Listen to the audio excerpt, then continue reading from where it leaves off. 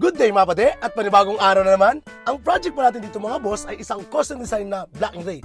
Bali sa binti po natin to ilalagay at yung mga karakter o yung mga design na ilalagay natin dito mga bossing ay may kinalaman po sa trabaho ng ating boss at sa kanyang personal na buhay.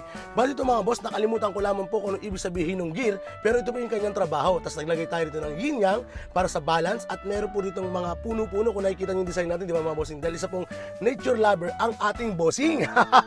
Sayang nga lang at hindi nagpa-interview si bossing kaya hindi nasama sa video yung kanyang pagmumukha. Medyo shy type po kasi ang ating bossing. So wala tayong problema dyan mga bossing ha. Nire-respeto natin yung mga yan. Syempre naman tayo ay nagpapaalam po kung sakasakaling kukunan natin sila ng video kasama rito sa ating content na ginagawa mga bossing ha. So pinagpapaalam natin yan. At kung di naman po pwede, edi wala tayong magagawa ng mga boss. Respeto natin yun sa kanila. At kung sakasakali man nauubra para sa akin mga bossing is okay yun. Kasi hindi ko na kailangan pa mag-shoutout at iba naman kasi mga bossing is gusto nilang makita yung sarili nila dun sa video. Na pinagtatawa na natin minsan, di ba? Kasi gusto ko talaga makuha dun mga bossing yung mga natural na atake. Alam mo yung natural na atake? Yung nasasaktan sila, di ba? Ang sarap kunan ng mga bossing, yung mga nakangyawi yung mukha nila. Ang sarap makunan nun. Grabe ka naman Sir Lloyd, bakit kailangan pang gusto mo makunan yung mga ganong angulo? Kasi mga bossing, gusto ko lamang po ipakita rin sa inyo kung ano ba talaga yung nararamdaman ng ating mga bossing kapag nakaupo dito or yung mga kliyente natin kapag nagpapatato. Kasi mga bossing is masakit naman po talaga ang tattoo. Depende naman talaga tayo sa pain tolerance po ng bawat isa. At depende rin po sa paglalagyan ng tattoo. Kaya masarap po talagang makunan yun, lalo na pag nagtatato tayo malapit sa utong mga bossing, di ba? Napakasakit sa part na yun.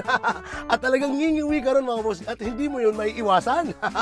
Nga pala mga boss, meron pala sa atin nagtatanong kung paano ba alagaan ang bagong tattoo. Nabasa ko itong mga bossing sa isang comment section, kaso nga lang hindi ko na mahanap eh. So ngayon mga bossing, sasagutin natin yan kung paano ba natin inaalagaan ang bagong tattoo. Ito mga bossing, ito po yung madalas ko pong sinasabi sa ating mga kliyente. Halimbawa na lang mga bossing, kapag sila ay aalis na, ito binabalutan natin ng plastic. Mga bossing na sa ganun, hindi po ito maalikabukan. At pagtapos naman yun mga bossing, pag uwi nila ay pinapahugasan natin yun. Yes mga bossing ha, yung plastic na nilalagay ng mga artist natin sa mga tattoo ninyo mga bossing is para lamang po yun sa alikabok, para hindi po siya pasukin or ma-infection. Ngayon pag uwi ninyo, kailangan nyo pong tanggalin yun at hugasan mga bossing, tapos ipagpahinga na po. Kinabukasan naman po, pag gising ninyo, kung maliligo na kayo, okay po yung mga bossing, parang nasa ganun, mahugasan din po yung tattoo ninyo. Pero kung hindi naman po kayo maliligo, mas maganda pong hugasan nyo po yung tattoo ninyo bago nyo lagyan ng ointment. Yes mga bossing, balik kung maglalagay kayo ng ointment, dapat laging bagong hugas po yung tattoo ninyo na sa ganun, hindi lang pabalik-balik yung dumi. Yun po yung lagi kong sinasabi mga bossing. Sir Lloyd, ano po ba yung mga bawal kapag meron kang bagong tattoo? Mga bossing, bawal na bawal po ito kamutin or balat-balatan ha. Yes mga bossing, kasi para kayong ahas dito na nagbabalat. Ngayon mapapansin nyo yung tattoo ninyo mga bossing, after na mga 4 days or 5 days is nagka-crack na po yun, tapos nag-aangatan na po. Ngayon may makikita ko dyan parang balat mga bossing, huwag nyo pong tatanggalin yan. Kasi meron kami tinatawag na parang hindi pa luto yung tinta sa balat kaya hindi pa kumakalas. Once kasi na tinanggal nyo yun mga bossing, mamumutiin yung tattoo tapos yung tinta doon kasama na sa balat na tinanggal nyo. Kaya hayaan nyo lang po siya mga bossing na kusang malaglag.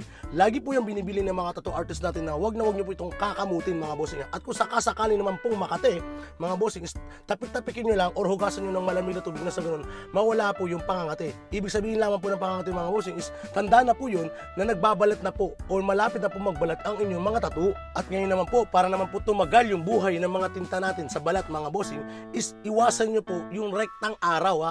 Yes mga bossing, nakakalabo po kasi kapag masyadong nabibilad sa araw yung mga tattoo natin ha. Kaya kung kayo ay lalabas mga bossing, magpahid po kayo ng mga sunblock mga bossing ha. Normal po yun at kailangan nyo pong gawin talaga yung mga bossing, lalo kung kayo ay may hiling mag-beach tapos nakatutok kayo sa araw, yung tattoo natin mga bossing is lumalabo po yan. At normal lang po talaga ang paglabo ng tattoo natin mga bossing pagdating ng panahon, kasi nga po is pumupusyaw din kasi yung balat natin, kaya normal na normal po yun. At syempre napalaking factor din mga bossing yung mga mapipili ninyong artist. Yes mga boss ha, kayo na po ang bahala dyan.